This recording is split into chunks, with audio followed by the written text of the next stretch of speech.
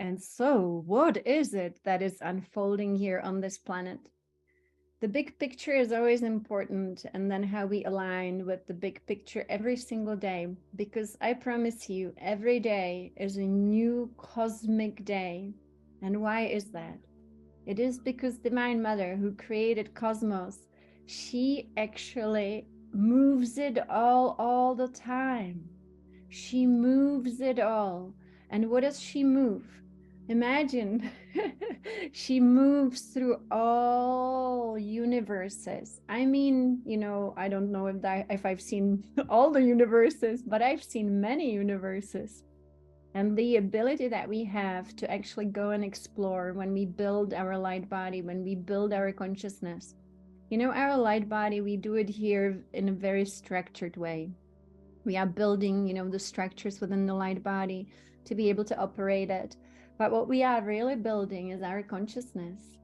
And when we build our consciousness, what are we really building? We building love for life. So this is the key here. And this is so important to understand. Why are we doing what we're doing every single day? Ask yourself the question, why? And the answer is always because of love. It is only because of love that we do what we do. Because in this world, the conditions are not so great for many different reasons, as you can imagine. There is so much unconsciousness here, and the unconsciousness is the virus here, And so we are here kind of always also in our internal battle. How much room have we made within our own being for love? I mean, the big love, not the little love. This is not about just loving someone. This is about loving life with a capital L. The Bible, I don't know how they quoted it, but I don't trust the Bible much. But there is the quote about loving the Lord with all your heart. And to me, that is love life with a capital L with all your heart. Now, to me, love is not something that, arises when we don't know someone, right? Like, let's say you meet someone, you don't know them. How can you love that person without knowing that person fully? And so it is with the divine. Divine wants to be loved, not completely understood, because the mystery is too big to be understood by the human. The human is not designed to understand the mystery, all of the mystery of the divine, but we are designed to love it and explore it, have personal contact with it, constantly explore more of it in a way, not because we are supposed to decode it all, but we are supposed to understand enough through personal contact to love it all. And so the key always is, or the key, the result should always be more love. And that is, you are a vessel, you are the Holy Grail. And so in this world, many of us made room for something else to enter but love. And when something, and when something else enters us, you can bet it's always a form of unconsciousness. And there is no love within unconsciousness. So it's very simple, very, very simple. You can think of it, right, as the cup that you are, the Holy Grail that you are. If the cup is filled with love, nothing else can enter. That's why Yogananda said the only protection that works to me, and that's so true, it's not putting some white light around me if I am full of fear. Like, yeah, nice, might help a little. But if I'm full of fear, unconsciousness already entered me. So, if the virus is inside, then why put even white light around? That's how I feel about it. We have to look at it from within. What is within will determine our level of course, also, I don't even want to call it protection, because to me, it's not even a question. The question is, are we filled with love? Love for the divine within, direct connection, direct dedication, direct absolute determination. Every single day, determined to be in love with creation. And so what do we do every day? Some people call it, devotion. But again, devotion is one way to approach it. But to me, it's a combination of both self-realization and devotion, because it's good to be devoted to something we got to know. face to face, something that responds, like Yogananda said, you have to demand the response of the Divine Father, response of Divine Mother. Have them respond to you in a way that you cannot question, you know? Nothing about this should be questionable. When Jesus stands in front of you and talks to you, there is no question. When Divine Mother appears, you know, wherever she wants to appear, in whatever form she wants to appear, again, no question. When Shiva comes to dance with you, no question, then you know. And that's, you know, then it becomes so easy, of course, you know. The ease of it then is actually unquestionable. That's the beauty of it, of course. So when then Shiva stands in front of you, or whoever appears, Vishnu, Kaleshwar, you know, Yogananda, and they give you this divine experience, then of course you live from a different kind of state of consciousness, because then there is only one way, and that is complete dedication to the way. And the way is very clear then.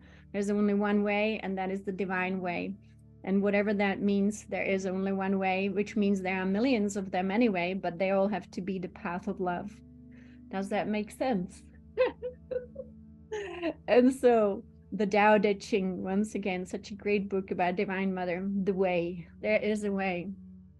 And so again, you know, what I mean is that, of course, it doesn't mean if I'm doing mantras, if I'm doing, you know, breathing, if I'm doing meditation this way, meditation that way, if I'm connecting this way or that way, it doesn't matter, but it has to be a path of love. And only the path of love can take us there. So here we are expanding, you know, our geometries, we are going to higher realms so that we can get a little better at being a human being. One of the greatest teachers we have in this world is the trees. And the trees are great teachers. And one of the great practices that we can have is to become one with the consciousness of a tree, and then see what that would feel like. What would tree do right now? There's a lot of stillness, and at the same time there is a lot of motion, and all the motion is complete surrender. It is surrender to that which comes in as divine energy. Divine energy, it is, isn't it amazing? Like, let's become like a tree. After all, we were designed to be trees of life, and we are actually trees of life. We just seem to be humans. And so within us are pathways of consciousness, and life force is supposed to run through us freely. Now imagine a tree that is not allowing life force. That's like a typical human. When the tree would not allow life force, maybe the tree would stay alive, but it would not thrive. So, but when we are a tree that allows fully, how can we allow fully? The answer is always relax, let go, trust, and surrender. And that's very simplified, right? You would say Divine Mother, she's the mother of simplicity. And at the same time, she creates complexity. Love it about her. And so, Divine Mother, explain to us, how do we relax? How do we let go? How do we trust? How do we surrender? And actually, if you wanted to study with her at this kind of simplicity, the level of simplicity, you would get an incredible depth. Because then we speak about what does it mean to let go? What does that mean? Imagine letting go of all the karmic patterns we have, letting go of the illusion that lives within us so beautifully or not so beautifully, letting go of all the strange ideas we have that might not be accurate, that is letting go of quite a lot, right? The letting go of all the energies that burden us, letting go of the chaos of this density that we live in, being able to let go of all fear, and I mean fear. I love Yogananda so much. I try to talk to him every day, but not every day does he come, not every day does he appear. It's actually very rare these days, but I did have 2 years with him in this direct discipleship, so I learned so much from him when he did come every day. And so one thing I learned from him is that fear has to be scared of you. How is that? Fear must be scared of you when you are in your divine self. That is the way to approach this life fearlessly, absolutely fearlessly.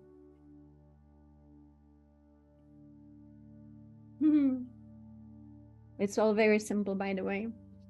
And so all we can do right now, and all we should do, ideally, of course, there is no should and should not. There's just one, like what's really unfolding here for humanity is that we align with the divine self, and the divine self is fearless.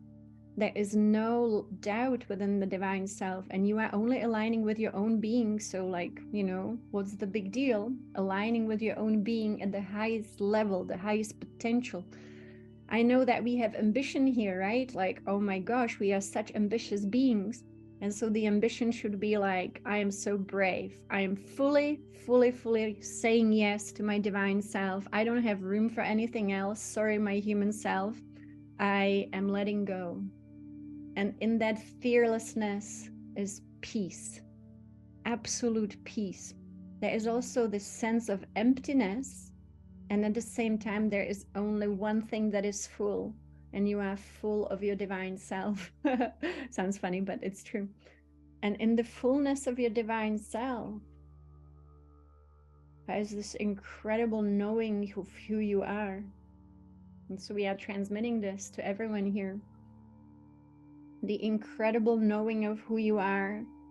And then we suddenly see through all that we thought we were. And we realize it's just the role. It's just a role here. We're playing a role, and we play it well. And we play it really, really well when we become all love and unshakable. When fear is scared of us in this world. And so the key is now to always go within. This is our Shiva path, the Shiva path, the path of Divine Father. The path of the Divine Father is the path where you go within into the pillar of light. You kind of stop perceiving what is. You take the remote control. You actually put everything on pause. That's meditation, right? You pause it all. You disconnect from the happenings, because the happenings, they are happening. But when we disconnect from the happening, we go into the pillar of light within, which is the divine self. And that pillar of light, that is source running through you. That is your source self. Yes. And that is the only power within us. And so let us give no power to anything else but that. No power to the illusion. And what is the illusion? The illusion is the happening on the outside that seems so real.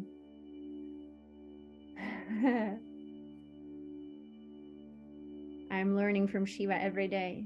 Now that he's so available to us. There was the yogis always said, oh, you cannot see Shiva until you die. I do question, am I dead? How would I know? How would we know? Yeah. Because I can tell you Shiva is now available like never before. I asked my family do you guys think that actually we are dead and this is the afterlife? Because how would we know? Yeah, it is a dream within a dream after all. And so we are having fun dreaming the dream. I'm having fun. I hope you guys are having fun too. It's very fun. So still doing the work, of course, always expanding into more. There are great, great, great forces in this cosmos and this universe. And to me, when we can explore this is amazing. Exploring this, the mystery that runs through us, the game is fun. It should be fun. And then it didn't become so fun for many on this planet, right? Like, I know that some of us, many of us, maybe even all of us experience moments of no fun on this planet. And so to those moments, I say, your time is over. This is time for us to be experiencing this divine, divine fun. And how can we have fun? To me, this is the character. I met him and I didn't meet, so I'm going to say his name, Dattatreya. Dattatreya is what the yogis call this kind of being, energy. And to me, this is consciousness. So when I got to meet this consciousness, which maybe sounds funny, it was when I was going through all these many different dimensions and all these, parallel realities, distinction. I was going through all these parallel realities of humankind, all the different options that already exist. And if you remember, I talked about it, but I just want to speak actually about Dattatreya as this amazing consciousness that is unfolding here within us, available to all of us. To me, the yogic stories very often are really stories that are told without having to be, like real stories, but they are stories to actually tell us something about the possibilities of consciousness. Dattatreya. And again, the name is not important, but that's how the yogis speak about this energy. It's this consciousness, which is actually available to all of us. So I'm going through all these parallel realities. And I shared about this. So in one reality, humans are just killing each other, quite awful. The next reality, humans are okay, nothing great, but still a lot of unconsciousness. Next parallel reality, again, a little better, but not great. And then finally, one reality where all of us, you and me, are there together already right now. The parallel reality exists. And we figured it out. We figured out peace. We figured out love. We are all one collective. Love, love, love is permeating all of us. And we together make this amazing, amazing planetary decision about everything. And in all these parallel realities, if you remember, I met the soul of our collective. And in each reality, including this one, where we are right now, we have the same soul of the collective. And together we make decisions. And right here, right now, maybe, in this world, we are not making the greatest decisions because we still have so much conflict and war and all of that stuff. But we also already have a parallel reality where we also exist, you and me. We can see each other there. If you travel, you can go and visit. And there we figured it out. And our collective soul is just one unified being in love. It's amazingly beautiful, very beautiful. And then as I'm going through all these realities, I'm starting to feel this energy, this consciousness of what the yogis call the Dattatreya consciousness. And I only heard Alks speak about it. So, and then Raja Chowdhury, I think, spoke about Dattatreya too. To me, the name doesn't matter, but there is consciousness that is available to all of us. And I could compare it to the consciousness of Neo in the movie Matrix, when Neo stops the bullets and he's kind of like, Keanu Reeves, the face is not even moving. It's all cool. The bullets are coming. He's just holding his hand and all the bullets stop. To me, that is the consciousness available to you and me. We stop the bullets completely peacefully. Not a big deal. It all doesn't really matter. There is no danger, complete fearlessness. Doesn't matter if this reality is out of balance and if the other one is even worse, and if there are realities where all stuff is going on. It is just parallel realities within which we always have the ability to be the one who completely is kind of untouchable. I think that's the best way to describe it. Is not at all like engaged with it, is in it but not of it, just like Uncle Jesus told us, is in that world but not of that world. The world cannot harm you. It's all happening. You stop the bullets with your hands, and what's the big deal? And this is available to us now, to become that awake, that unbelievably awake, that level of consciousness. It used to be very hard to achieve it, but now it is available to us.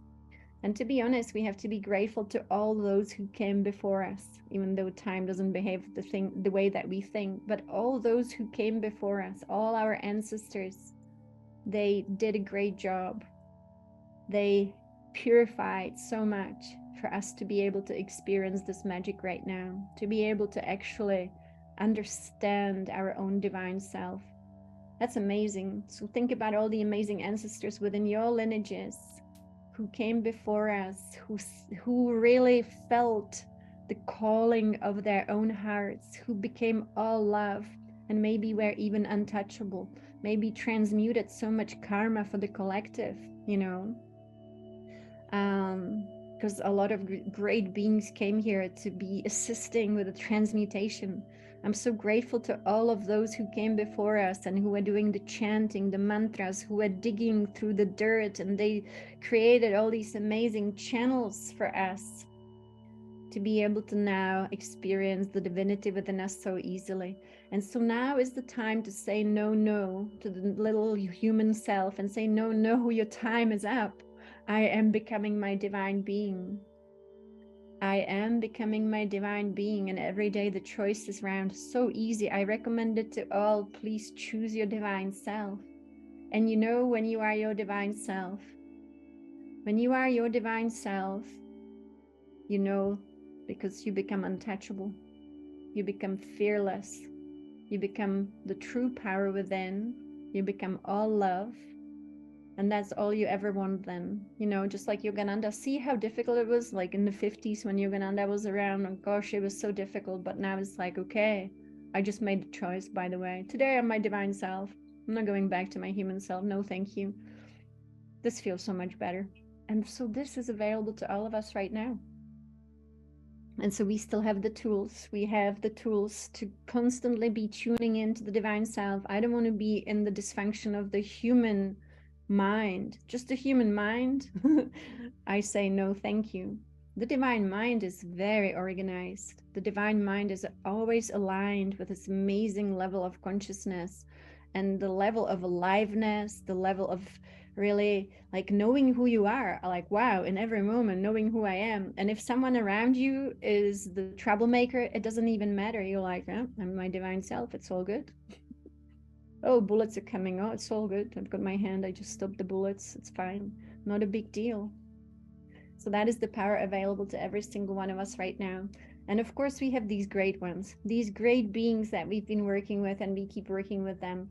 They are always with us. You know, I know many of you have been visited by Kaleshwar. I have this picture here because Kaleshwar said that who sees his picture will always be guided by him. He will always come. He will be doing all the work that needs to be done with you and for you. And some of you had great revelations. Some of you maybe don't really know it yet. It's okay. As long as you're looking at this guy here, he was the embodiment of the Great One. And he also, as far as I know, said that his past life was as Yogananda. And I heard a story from one of his students who told me that he hid an object as Yogananda at Lake Shrine for himself so that then he could come and get it, because, you know, they want these sacred objects to actually continue with them. So they have power objects. So Yogananda hid a power object at Lake Shrine, and then Kaleshwar, when he came back, you know, new reincarnation, he went to get it. He knew exactly where to go. He's like, I'm picking this up, that's mine. So, you know, this is the amazing mystery, so amazing, unfolding through all of us. And when he comes, I mean, like, expect miracles, and they are happening all the time anyway. And so here we are. So before we go into our amazing work with Oren, which will be just powerful, know that what we are doing here is really amazing, because we are actually going to higher realms more and more and more. We are transforming, liberating, we are enlightening, right? Our field to be lighter. We want to be lighter, to be able to go to higher realms again and again and again, and then come back, you know? And when we come back, we don't come back the same, we come back transformed, and then we give that gift to the earth. We give the gift to humanity. We become emissaries of light, with no self that could say, I did it. There is no self when the divine self is in. The divine self would never say, I did it. Like, I healed this and that, I caused this and that. No, never. It's always the divine working through you. You just happen to be here. It's pretty amazing. And so let's start with a 4-minute chant, which will be singing. Singing is really important. Singing opens our hearts, right? And also we start breathing together differently, and then we will go into these higher realms. So let us sing together this beautiful mantra, bringing the energy of Shiva and all the 5 elements, and opening our hearts to this amazing divinity. It's okay to let go of all limitations.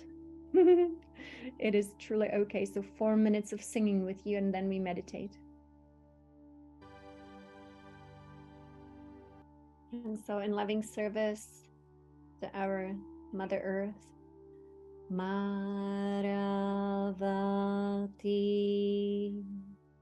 Maravati, Maravati.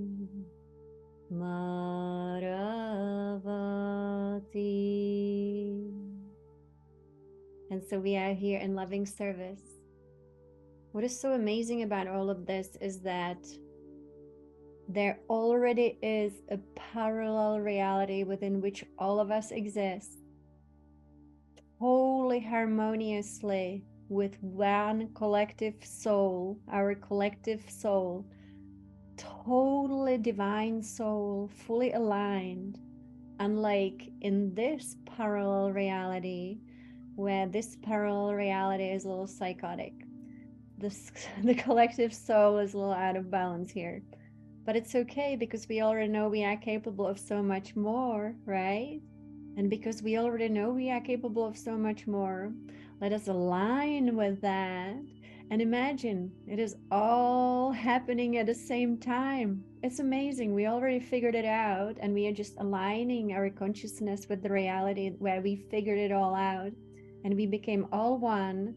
No nations anymore. There are no nations in that parallel reality. We all just become one collective soul. And what becomes really important is planet Earth and nature, and not only nature, Maravati, but the cosmic nature. Then we align as these amazing beings with all that flows through us as divine purpose. It is very beautiful. You know, there's a big difference in the Earth right now. And so, you know, there was a time when yogis didn't want to give all the divine power to the earth because she was so out of balance.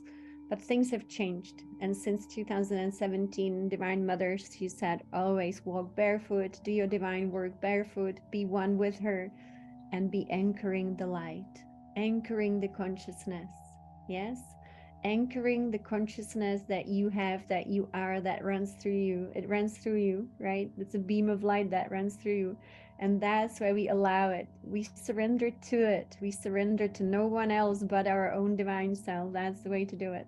And when we do that, we surrender to Divine Mother, we surrender to Divine Father, and then we can claim it and claim it every day. You know, I recommended yesterday having a pendant, having the pendant that goes down to your heart and you can always touch it and claim it. I am a child of my Divine Mother. I am a child of my Divine Father. And then you can give them whatever names you want. I like to call them Shiva Shakti. And so I'm a child of Shiva. How cool is that? We saw that dance. That was so cool. And so let us go and dance. I'm going to be anchoring into Maravati right now. So thank you for being here. Tomorrow we have no Zoom calls. We have some family time, but we'll continue on Monday. And I have to look into if it is going to be 11 a.m. or not, because I know Cobra is doing the worldwide meditations. So definitely look at the website and I'll send an email to announce the times as well. So thank you so much. Many blessings.